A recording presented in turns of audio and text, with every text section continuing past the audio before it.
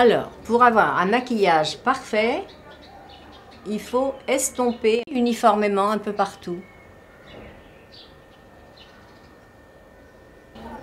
Oh mon Dieu.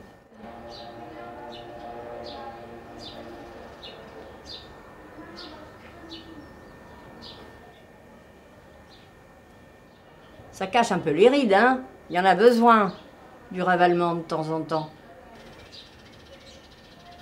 À 20 ans, on ne se maquille pas comme à 50. Dans 10 ans, je me maquillerai certainement pas comme je me maquille maintenant. Moi, j'ai encore la chance de ne pas avoir une pomme d'api. Le visage n'est pas encore, malheureusement il l'est, mais pas encore trop ridé. Le visage change. Et il faut changer son maquillage en fonction des cernes et des rides qui apparaissent. Je trouve qu'un visage sans rides, c'est pas un visage. Alors ça, c'est une crème Dior qui assouplit la peau.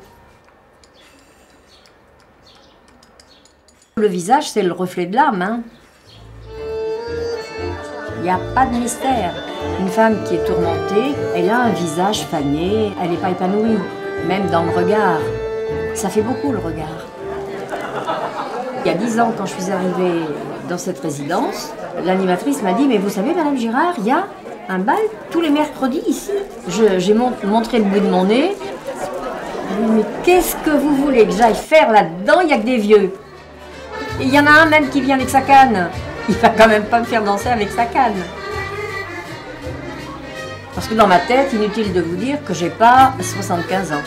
Dans ma tête, j'ai 30 ans.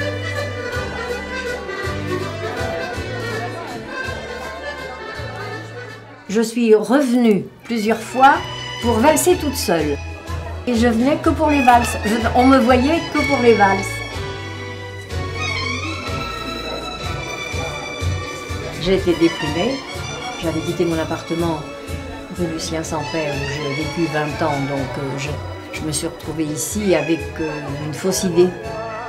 J'avais l'impression qu'ici c'était un mouroir. Je suis sortie d'une déprime très grave pour connaître le groupe.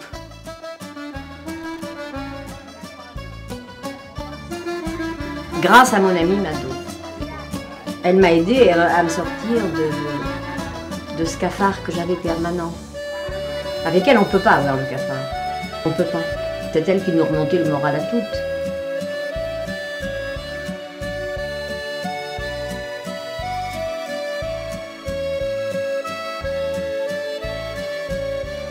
Elle m'a fait danser le passo double, etc., etc.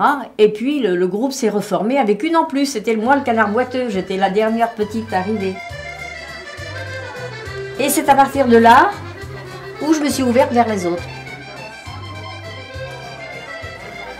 Mado est venue me chercher, j'ai dansé avec Wilfried, après Edith est venue. Et depuis, c'est une passion. Mais une véritable passion. Et maintenant, c'est moi qui entraîne et qui marque sur un carnet le 20, le 19, le 17, il y a un bal à tel endroit. Il faut partir dans le 11e, je pars dans le 11e, dans le 20e, on va dans le 20e, on va dans le 17e, on va partout. Partout, on va à Bagnolet.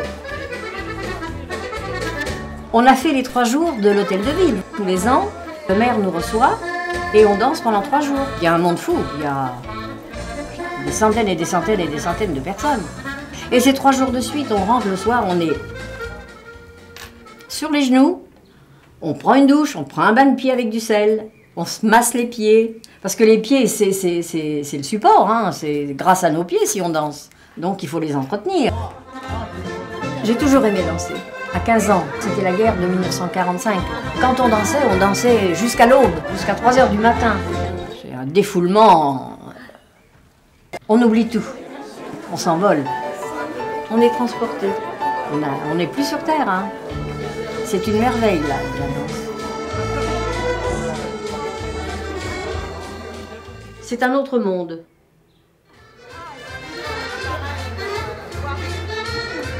Si j'entends l'accordéon, ça signifie il faut que je danse. Emma, Berchurel, Marcella Zola, Dès que je les entends, je ne peux pas rester sur ma chaise. Hein. Il faut que je danse. Alors les soucis, on les laisse à la porte, on les retrouve à la sortie, mais au moins pendant 3 heures, on oublie tout. Je mets les pieds, je vous assure que je ne suis pas la seule. Je mets les pieds sur la piste de danse.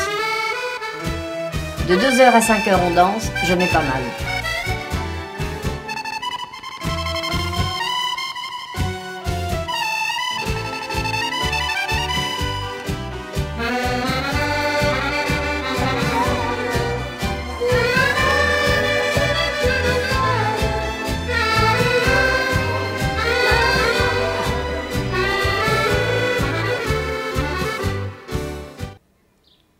C'est une belle petite vie.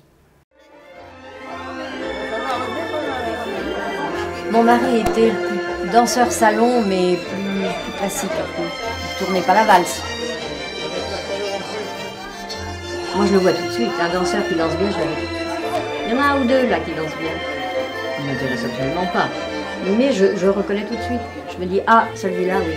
Et moi, quand j'étais plus jeune, quand j'avais 17 ans, ça, il y a très longtemps, je regardais chez un homme la façon dont il dansait. S'il dansait bien, c'était pas loin de la poche. Mais après, je regardais ses ongles. Allez, demandez-moi pourquoi je regardais les ongles d'un homme. Je ne sais pas, à 17 ans.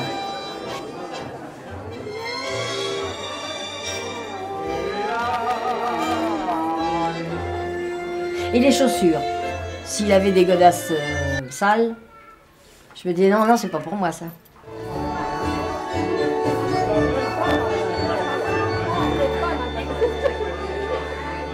J'aurais jamais pu vivre avec quelqu'un qui ne sache pas danser. Parce que là, je me serais ennuyée à mourir. Hein.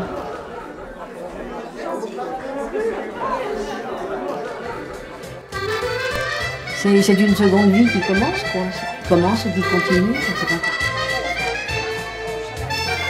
Au départ, c'est la danse qui nous a accouchés.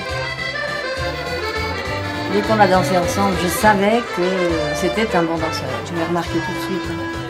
Il danse très bien et on s'accorde surtout très bien. Et plus on danse avec la même personne, et plus on s'accorde. On passe de très très bons après-midi. Plutôt que de rester faire du tricot. J'ai fait du tricot ici. J'avais rien à faire. J'ai fait des kilomètres d'écharpe. Mais tu nous fais une écharpe? Alors j'étais dans mon fauteuil, alors c'est pas gai, hein. Et là on vieillit. De 2 heures à 5 heures, quand vous avez tricoté 3 plots de laine, vous avez le dos cassé. Alors que là vous êtes fatigué, mais vous êtes... c'est une bonne fatigue.